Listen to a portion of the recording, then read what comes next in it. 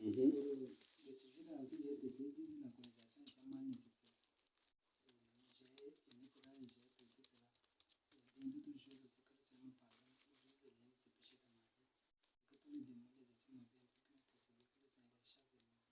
Qui me délivre de mon père pour sa gloire, c'est le nom de Jésus que je l'appelle. Amen.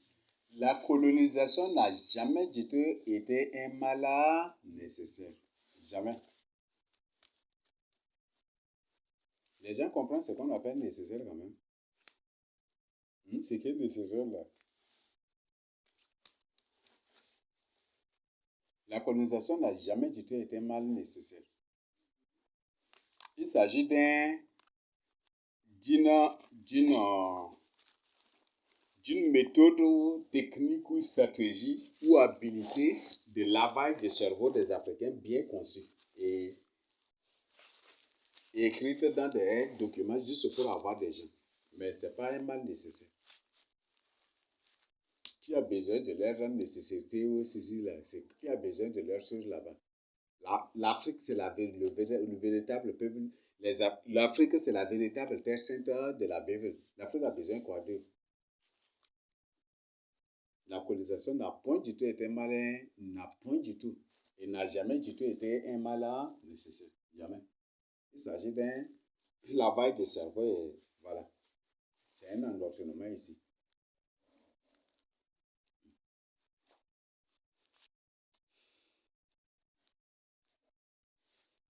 Quel mal nécessaire? Le français que nous parlons même, c'est nos langues là qu'ils ont raccommodé, nos mots là qu'ils ont raccommodé pour devenir français aujourd'hui.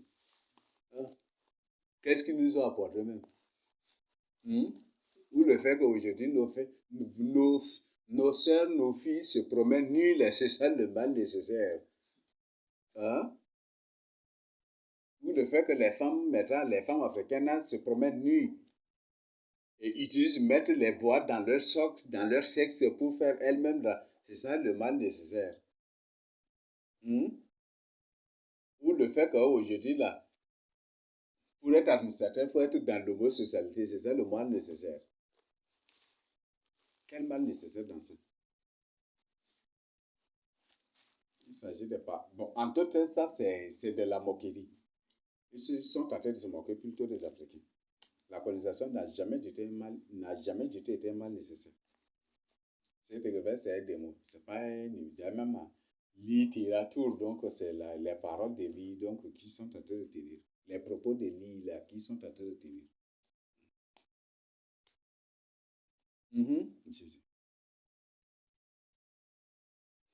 Voilà ce que nous devons retenir de cela. L'Antique, c'est un âge de chute. Et Satan, c'est un âge rebelle. Et toujours, l'Antichrist, toujours dans la Bible, il vient premièrement et après Dieu vient après pour rétablir, pour restaurer. Vous le savez aussi, non? Toujours dans la Bible, l'Antichrist vient toujours premièrement. Et Dieu vient après lui pour restaurer. Ce qui fait qu'on l'appelle Antéchrist, il vient antérieurement. Donc il vient avant Christ. Il vient avant l'enlèvement. Son nom Antéchrist même signifie qu'il vient avant l'enlèvement. Mais aujourd'hui, la théologie nous a endoctrinés. Dieu merci, nos yeux sont ouverts, mais beaucoup là aujourd'hui ne peuvent pas comprendre ça. Ils croient que l'Antichrist là vient après l'enlèvement. Et pire encore, d'autres disent que c'est à la grande tribulation que l'Antichrist va se présenter aux gens et que les gens vont connaître l'Antichrist. Mais c'est faux. La Bible Dieu a plutôt donné une autre version ici. C'est pourquoi je vous demande de penser par vous-même. Ne pensez pas par la tête de Socrate, ni par la tête de Martin Luther, ni par la tête de Calvin, ou de ceci, cela. Parce que tous ces gens, ce sont des philosophes dont la mission est d'erroner la parole, d'erroner ici la parole de Dieu, d'ironiser ici aussi la parole de Dieu. Ils se moquent de Dieu. Donc, voilà ce que nous devons savoir. Donc, l'Antichrist vient toujours avant. Donc, celui qui est Satan, celui qui est la tête des anges de Jules. Et comment le domaine de guerre, c'est eux là qui, quand ils étaient descendus sur la terre, se mettaient à fabriquer les armes, les épées. Avant, ça n'existait pas. C'est eux qui ont créé les épées, les lances, les armes de guerre, les chars, des pharaons, partout. Ça, c'est toujours eux. Ça, c'est ces anges de Jules toujours. Et c'est eux qui ont croisé les ADN des gens. Croisé, créé des entités hybrides sur la terre, comme des humains. Ça, c'est toujours eux. Et eux-mêmes se sont mis à multiplier, prendre des femmes pour multiplier aussi. Ça, c'est toujours eux.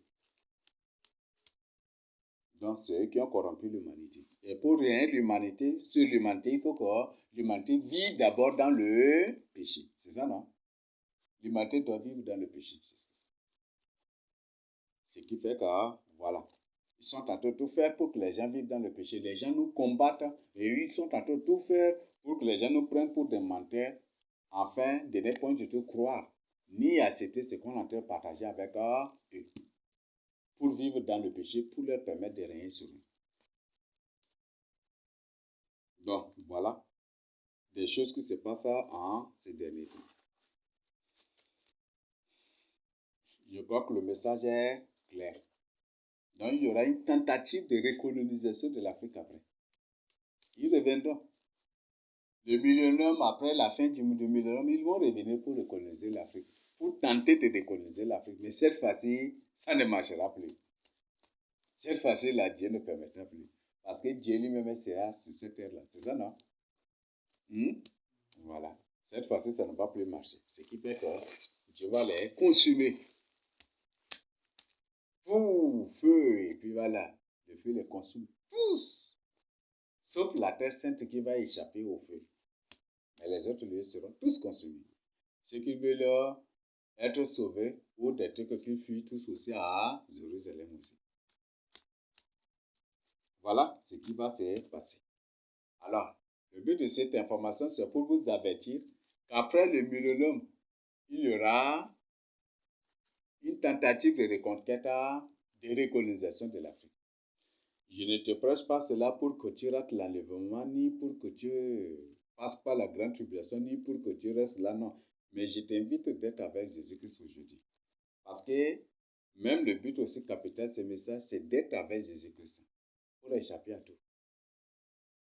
Parce que si tu es avec Jésus-Christ, au millénaire, tu seras là en tant que prince, en tant que roi. Ce n'est pas les gens qui vont te commander, mais c'est toi plutôt qui vas commander. Dieu commande David et David commande tous les autres et toi tu vas commander aussi les autres. C'est un système que Dieu a voulu. Donc, tu seras là en tant que roi d'Étel. Parce que tous les fils de Jacob seront unis, c'est ça, non?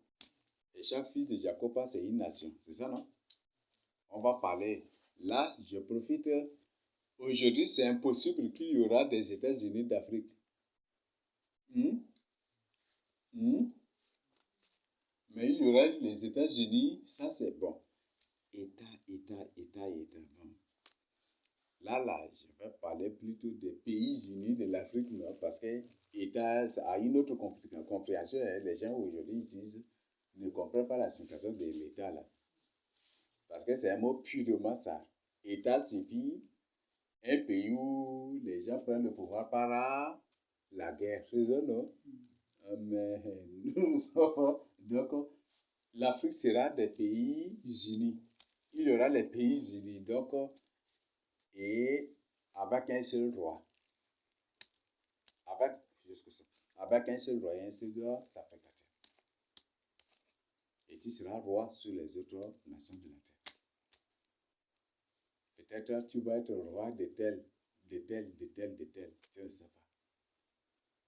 Mais je te demande d'être avec Jésus. Il faut être sauvé. Les persécutions que nous subissons là ne sont point du tout comparables aux choses qui vont se passer à la grande tribulation. Je crois que vous le savez très bien.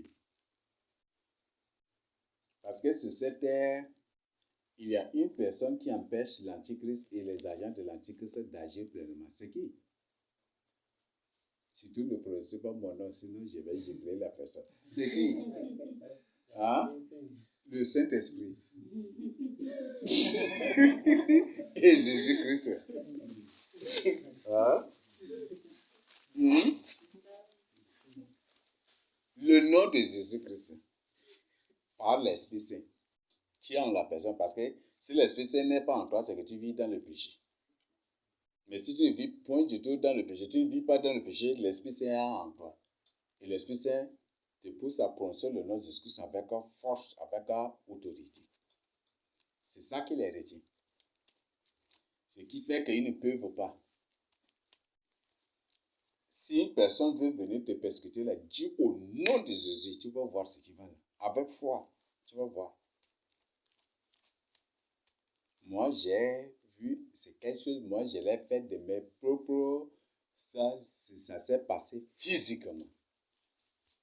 Des gens étaient venus pour m'agresser, j'ai dit au nom de Jésus, la personne, tout d'un coup, être comme s'il l'a peur.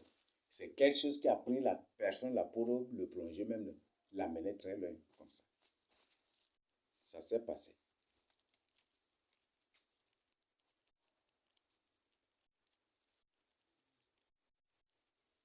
J'ai prononcé le nom de Jésus. Ceux-là qui persécutent ne sont pas des humains normaux. Ceux-là qui persécutent, dans la plupart, ce sont des sorciers. Un sorcier ne supporte pas le nom de Jésus. S'il s'approche là, même s'il est là, il veut la bouche là, garde le silence. S'il s'approche là, confesse, quand tu vois, il est en train de s'approcher là, confesse tes péchés et attends-le. Et en confessant tes péchés, tu es comme une personne qui est en train de plier les manches de sa chemise et qui l'attend. Hein? Plier, oui. Tu l'attends.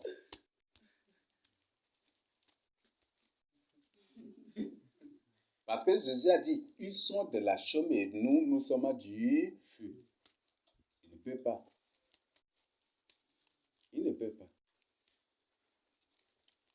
Dès que la personne dit, au nom de Jésus, je te paralyse, au nom de Jésus, que tu meurs sur place, la personne va tomber même mourir. Tu le dis avec foi.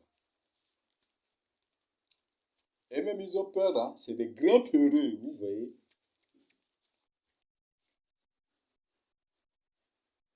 Paraît-il qu'il y a un qui était venu pour attaquer les élus ou quoi comme ça. Et puis il était rentré là. Il est venu pour attaquer les élus et puis il était rentré. Il y avait quoi comme ça là. Il est tombé là. Il commençait à crier. Oh, pardonnez-moi. Il criait. Il dit de... Vous voyez ça? Parce qu'ils savent que s'ils meurent, ils vont descendre directement en enfer. Et c'est des grands peureux. Et moi, je n'ai pas peur. Hein. Moi, j'ai toujours l'habitude de dire, si c'est Dieu qui veut me gifler, là, ils pourront me gifler impunément. Si Dieu ne veut pas, ils s'approchent, ils vont recevoir leur part. Ce n'est pas un coup de boxe que je vais donner. Mais ils vont recevoir le nom de Jésus comme marteau. Oui, j'invoque le feu de Dieu sur eux. Ils ne vont même pas oublier ce jour-là. Ils ne vont même pas oublier ce jour. Ou soit ils vont tomber mourir aussi. Parce que la Bible dit que sa parole c'est un marteau, non? J'invoque ce nom. Au nom de Jésus. Que le nom de Jésus te brise automatiquement comme le marteau brise quelque chose. Tu vas voir. Là, c'est des grands périls. C'est pourquoi entraîne-toi avec le nom de Jésus. C'est des grands périls. Donc, c'est ça qui retient l'Antichrist et ses éléments encore. Ce qui fait qu'aujourd'hui, il passe là, il te voit loin. Mais si malheur, tu rates l'enlèvement, après là, ils ne vont plus marcher loin, hein? Près. Parce que le nom de Jésus n'aura plus de pouvoir, ni de puissance, ni aucune efficacité dans ta bouche. Sauf dans la bouche des deux témoins. C'est fini. Jésus peut te gifler, tu ne... Sang de Jésus, fais Jésus, mais il va être là devant toi à se moquer de toi seulement. Je t'invite d'être enlevé. Parce qu'il y a une grande moquerie qui arrive. Parce que quand tu vas rater l'enlèvement, ils vont se moquer des enfants de Dieu jusqu'à pour les tuer. Ça, beaucoup de gens ont oublié. Mais ils vont se moquer de toi. C'est ça qu'on appelle jour de l'Éternel aussi. Jour de honte. Jour d'opprobre. La Bible a parlé de ça, non? Jour d'ignominie. Ils vont se moquer. Aujourd'hui, peut-être c'est toi qui dis, moi il faut prophète, moi il faut... Mais c'est bien, attends après l'enlèvement. Tu vas recevoir ta part. Et ils seront comme sur toi. Tu entres dans une maison, mais ils vont entrer derrière toi. Il n'y aura pas de police sur cette séjour-là. C'est eux-mêmes qui se sont, d'ailleurs ce sont ces policiers, ces gendarmes même qui vont entrer dans ta chambre. Il faut se moquer. Tu ne pourras même pas dormir. Tu vas regretter même ta naissance. Et c'est là que tu vas regretter d'avoir accusé Moïse faussement. C'est là que tu vas regretter d'avoir appelé ton prochain, ton frère, ta soeur faussement. Attention. Donc, voilà ce que vous devez savoir. Le message est clair, on se donne ici au nom de Jésus-Christ. Amen. Il n'y a pas de question, non? Il y a une question. Oui. Oui, pour moi, c'est surtout pour la préparation de cette Mhm. Là-bas, nous, on a loué seulement une maison. Et dans cette même maison, quand on dort, on a prépare dedans. Dans ce cas-là, si La maison, là. de Bible idéal, Mais ça, c'est la circonstance seulement, non? donc dans cette maison-là, si dans l'impureté, la personne peut entrer, mais pour ne pas s'approcher de la table ou bien comment on peut faire. Chez vous, là-bas, là. Mais ça, c'est une circonstance, ça, le seul lui-même comprend, non?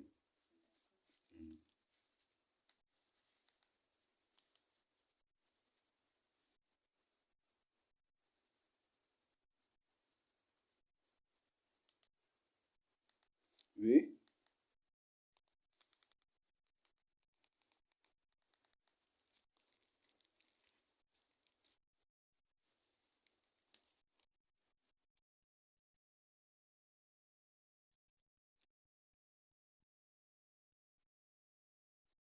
Il n'y a pas de chose.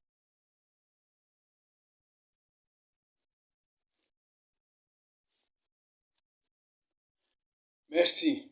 Je sais, je me rassure, mais mon frère, ma soeur, je veux que tu sois enlevé.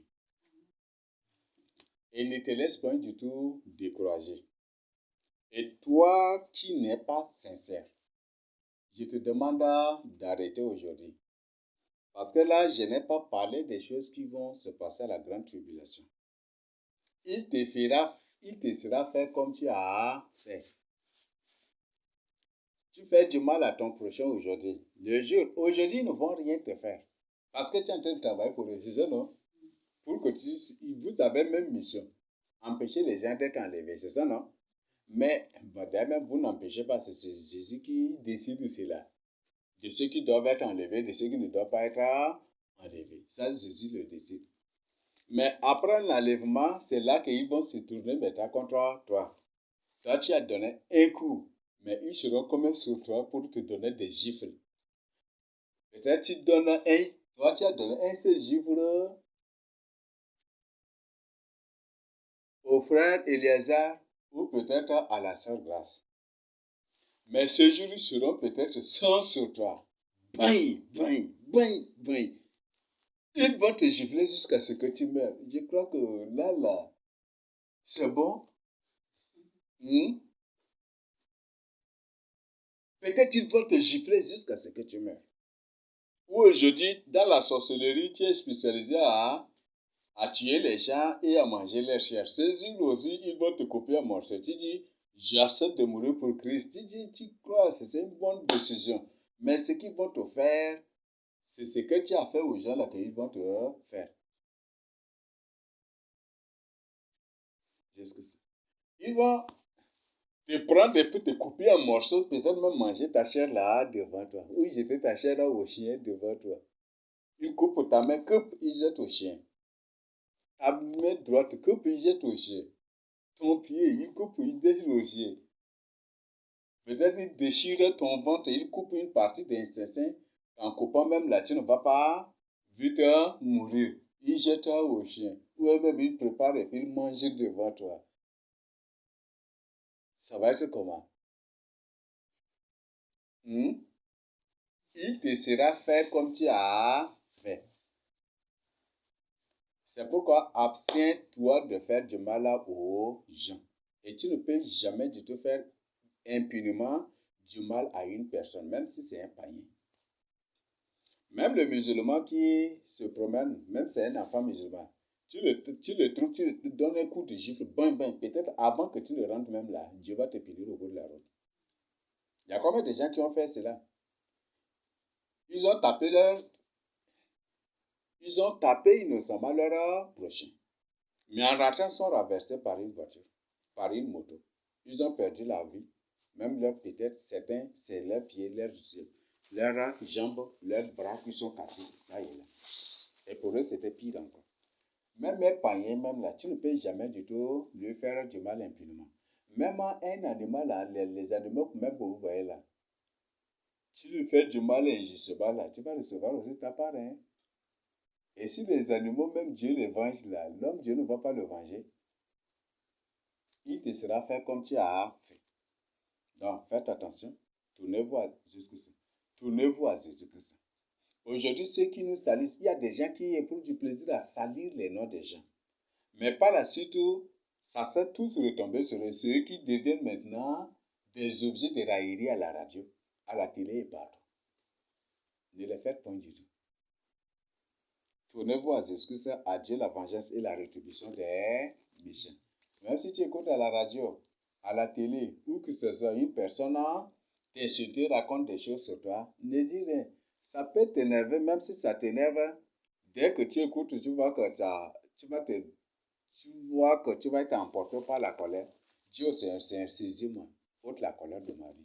Il faut automatiquement entrer dans la prière. Et puis c'est fini. Et tu vas vaincre.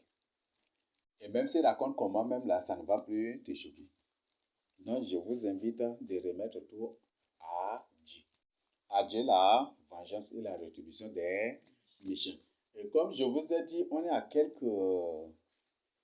quelques jours seulement de la fin du mois.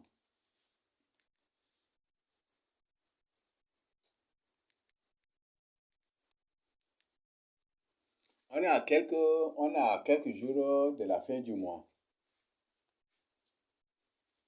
Chacun a tête d'attendre son salaire. Mais il ne faut pas que ton salaire soit négatif.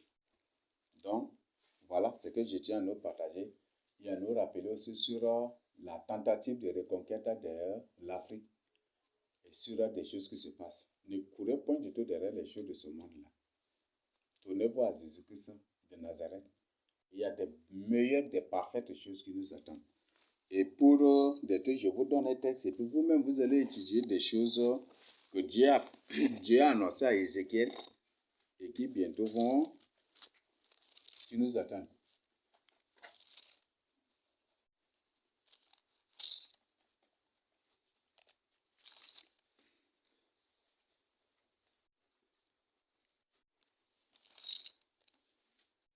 Ézéchiel 47. Lisez Ézéchiel 47, vous êtes surpris de beaucoup de choses. Ça, c'est ce qui va se passer au millénaire. Il y aura abondance de fruits, abondance de poissons, abondance de tout. Ce n'est pas des poissons qui vont, qu'en mettant au feu pour préparer, là, ça devient de l'eau. Ce n'est pas ces poissons-là. Hein? Même les viandes d'aujourd'hui aussi sont comparables un peu aussi à l'eau. C'est ça, non? C'est pas ça. Aujourd'hui même, c'est que dans la plupart des cas, les gens mangent là. C'est pas de la viande aussi. C'est ça, non? Les poulets aujourd'hui, là. Les poussins, et une personne met des produits et puis voilà, moins d'une semaine, le poussin devient poulet déjà.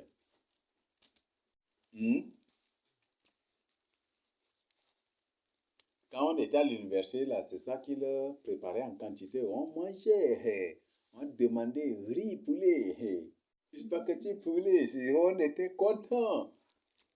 Mais quand on mange, on ne ressent aucun goût de ce qu'on est en train de manger. Ce n'est pas des poulets. Donc les choses que vous mangez aujourd'hui, c'est pas dans la plupart des animaux aujourd'hui qui se vendent là, ce sont des humains transformés. Et beaucoup, c'est des choses corrompues. Donc, cherchez les choses dans vous. Nous devons rechercher les choses dans vous. C'est ce que la Bible nous enseigne, c'est ce que Dieu nous enseigne. Donc, tu n'as pas une cité terrestre, tu n'as pas un pays terrestre. Mais nous avons tous une cité céleste. Donc, confions-nous dans Jésus-Christ pour notre bien, pour notre salut. Surtout, n'oubliez pas que le nouvel ordre mondial du Seigneur Jésus-Christ est parfait et un nouvel ordre mondial de paix, de bonté, d'amour, de compassion, de pitié, de bénédiction parfaite que leur nouvel ordre mondial qu'ils sont en train de préparer. Parce qu'aujourd'hui, est-ce que Jésus est en train de comploter pour le millénaire? Jésus ne complote pas, non? Mais aujourd'hui, eux, ils sont en train de comploter. C'est quelque chose qui finit toujours par la tragédie. Parce que si, dans un groupe où des gens s'entendent pour comploter, pour réussir quelque chose, dès qu'ils arrivent à obtenir cela, il y aura division entre eux-mêmes. Et même ils vont finir par se faire la guerre, non? C'est ça, non? Ce qui fait qu'après, le royaume de l'Antichrist même sera divisé et ils vont se faire la guerre aussi, ils vont s'entretuer, jusqu'à pour s'exterminer. Voilà, nous sommes informés que Jésus nous bénisse pour ça. Amen. Il n'y a pas de question, non?